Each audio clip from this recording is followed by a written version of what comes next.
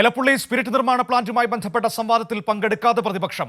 മന്ത്രി M P രാജേഷുമായുള്ള സംവാദ വെല്ലുവിളിയിൽ ഒഴിഞ്ഞുമാറുകയായിരുന്നു പ്രതിപക്ഷ നേതാവ് വി ഡി സതീശനും രമേശ് ചെന്നിത്തലയും. എക്സൈസ് മന്ത്രിയുമായി സംവാദത്തിന് തയ്യാറല്ല, സംവാദത്തിന് മുഖ്യമന്ത്രി വരട്ടെ എന്ന് പറഞ്ഞ് സതീശനും ചെന്നിത്തലയും ചോദ്യങ്ങളിൽ നിന്ന് ഒഴിഞ്ഞുമാറി. ഞങ്ങളല്ല വെല്ലുവിളിച്ചത്. അപ്പോൾ ഇപ്പോൾ വെല്ലുവിളിച്ച മുഖ്യമന്ത്രിയും പ്രതിപക്ഷ നേതാവും എന്നുള്ള നിലയിൽ സംവാദം നടത്തി എനിക്ക് വലിയ സന്തോഷമുണ്ട്. ഞാൻ എപ്പോഴും റെഡിയാണ്. അല്ല, മുഖ്യമന്ത്രിയായിട്ടാവാന്നേ. അല്ല, അദ്ദേഹം തീരുമാനിച്ചോട്ടെ. മുഖ്യമന്ത്രിയോട് സംസാരിച്ചിട്ട് മുഖ്യമന്ത്രിയും പ്രതിപക്ഷ നേതാവും തമ്മിലുള്ള സംവാദത്തിൻ്റെ ഡേറ്റും സമയവും തീരുമാനിച്ചോട്ടെ. മന്ത്രി എന്നെ സംവാദത്തിന് വിളിച്ചു. അദ്ദേഹത്തോട് സംവാദം നടത്താൻ ഏറ്റവും കഴിവുള്ള വ്യക്തി അദ്ദേഹത്തെ പരാജയപ്പെടുത്തിയ ഇപ്പോൾ എം പി ആയിരിക്കുന്ന വി കെ ശ്രീകണ്ഠനാണ്. ഞങ്ങൾ മുഖ്യമന്ത്രിയായിട്ട് ഒരു സംവാദത്തിന് തയ്യാറാണ്. മുഖ്യമന്ത്രി സംവാദത്തിന് തയ്യാറാണെങ്കിൽ ഞങ്ങളതിന് തയ്യാറാണ്.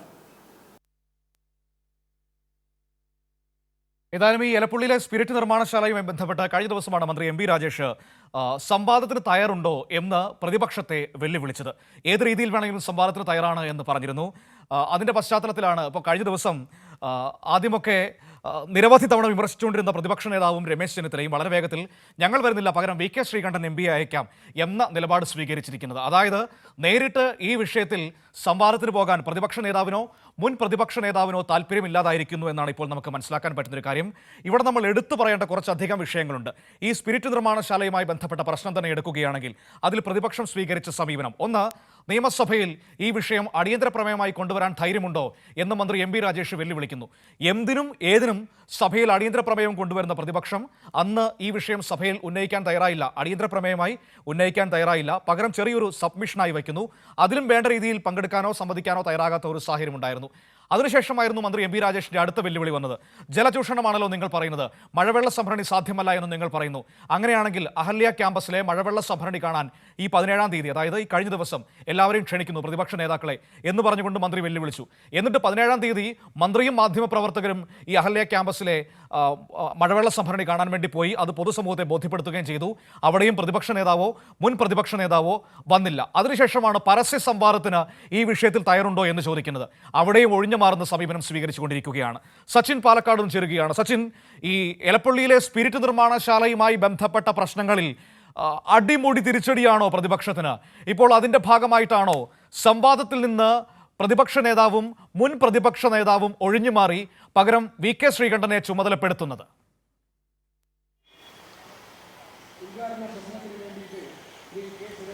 മനു, തീർച്ചയായും. കാരണം തുടക്കം മുതൽ എലപ്പുള്ളി സ്പിരിറ്റ് നിർമ്മാണശാലയുമായി ബന്ധപ്പെട്ടുകൊണ്ട് തുടക്കം മുതൽ ആരോപണം ഉന്നയിച്ച രണ്ട് വ്യക്തികളാണ് പ്രതിപക്ഷ നേതാവ് വി ഡി സതീശനും മുൻ പ്രതിപക്ഷ നേതാവ് രമേശ് ചെന്നിത്തലയും.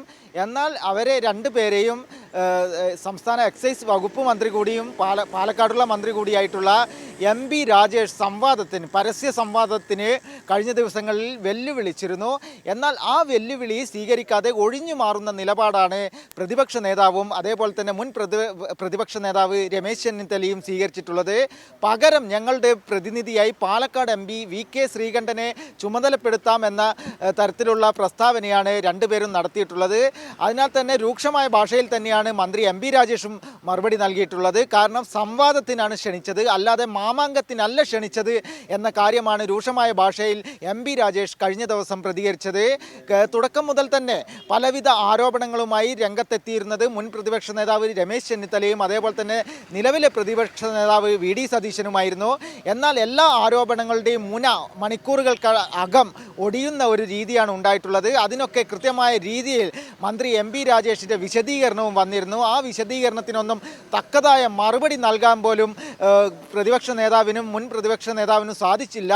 അതിനാൽ തന്നെ രണ്ടുപേരും വി ഡി സതീശനും രമേശ് ചെന്നിത്തലയും എല്ലാ ആരോപണങ്ങളിൽ നിന്നും പിന്മാറുന്ന ഒരു സ്ഥിതിയാണ് ഉണ്ടായിട്ടുള്ളത്.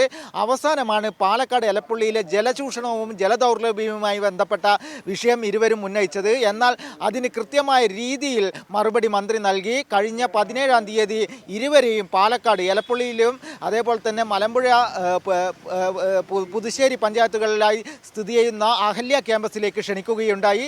അവിടെ ജലസംഭരണിയിൽ ഉള്ള ജലം സംഭരണി എങ്ങനെയാണ് പ്രവർത്തിക്കുന്നത് തുടങ്ങിയ കാര്യങ്ങളൊക്കെ കാണിച്ചു തരാം എന്ന വെല്ലുവിളിയായിരുന്നു മന്ത്രി എം പി രാജേഷ് നടത്തിയത്. എന്നാൽ ആ വെല്ലുവിളിയെ സ്വീകരിക്കാൻ വേണ്ടി ചെന്നിത്തലയോ സതീശനോ തയ്യാറായില്ല. മാധ്യമങ്ങളടക്കം മന്ത്രി എം പി രാജേഷിനൊപ്പം അഹല്യ സന്ദർശിക്കുകയും അവിടെ വലിയ മികച്ച രീതിയിൽ നടക്കുന്ന ജലസംഭരണി കാണുകയും ഉണ്ടായി. ഇത് ജനങ്ങൾക്ക് ബോധ്യമാകുമെന്ന് അന്ന് കൃത്യമായി മന്ത്രി മാധ്യമങ്ങളോട് പറയുകയും ചെയ്തിരുന്നു. എന്നാൽ ഇതൊന്നും അംഗീകരിക്കാതെ വികസന വിരുദ്ധ നിലപാട് സ്വീകരിച്ചുകൊണ്ടാണ് ഇപ്പോൾ പ്രതിപക്ഷം മുന്നോട്ട് പോയിക്കൊണ്ടിരിക്കുന്നത്. മനു, ഇവിടെ പ്രതിപക്ഷ നേതാവും മുൻ പ്രതിപക്ഷ നേതാവും പറയുന്നത് വേണമെങ്കിൽ മുഖ്യമന്ത്രി വരട്ടെ, ഞങ്ങൾ സംസാരിക്കാൻ നോക്കാമെന്നാണ്. ഈ വിഷയം കൈകാര്യം ചെയ്യുന്ന മന്ത്രിയാണ് പരസ്യമായി വെല്ലുവിളിക്കുന്നത്. അപ്പോൾ ഇവർ സംവാദത്തിന് തയ്യാറുണ്ടോ എന്ന് വെല്ലുവിളിക്കുന്നത്. ഈ പ്രതിപക്ഷ നേതാവും മുൻ പ്രതിപക്ഷ നേതാവും പറഞ്ഞ കാര്യങ്ങളിൽ വസ്തുതയുണ്ട് എന്ന ഉറപ്പുണ്ടായിരുന്നെങ്കിൽ അവർ ഈ സംവാദത്തിന് വന്ന് അതിന് മറുപടി പറയുകയായിരുന്നില്ലേ വേണ്ടത്? അവർ പറയുന്ന കാര്യങ്ങളിൽ ഉറപ്പുണ്ടായിരുന്നെങ്കിൽ അത് പൊതുസമൂഹത്തെ ബോധ്യപ്പെടുത്താൻ അവർക്കൊരു എളുപ്പ വഴി തുറന്നു കിട്ടുകയായിരുന്നില്ലേ? അപ്പോൾ എന്തുകൊണ്ട് അത് ഉപയോഗിക്കുന്നില്ല എന്ന ചോദ്യം പ്രസക്തമല്ലേ? അവിടെയല്ലേ പരസ്യ സംവാദത്തിന് വന്നാൽ മറുപടി ഇല്ലാതെ പോകും, അല്ലെങ്കിൽ ഇത്രയും നാൾ പറഞ്ഞ കള്ളങ്ങൾ വീണ്ടും വീണ്ടും പൊളിഞ്ഞടുങ്ങുന്നത് കാണേണ്ടി വരും എന്ന പ്രശ്നം വരുന്നത്?